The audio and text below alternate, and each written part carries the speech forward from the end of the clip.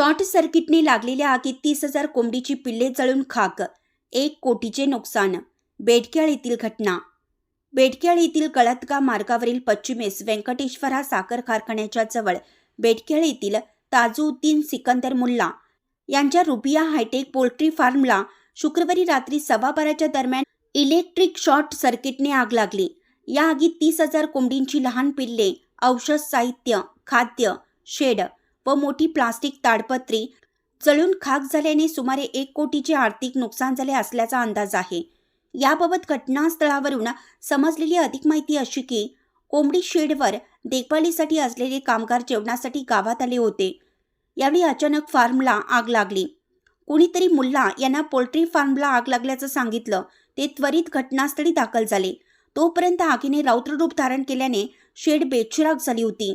या आगीत 30,000 कोंबडींची पिल्ली मरण पावली, तर शेडमधील औषध साहित्य, पिलांसाठी असलेले खाद्य, शेडचे इतर सर्व साहित्य, पत्रे असे सुमारे 1 कोटीच्या वर साहित्य जळून खाक झाले आहे.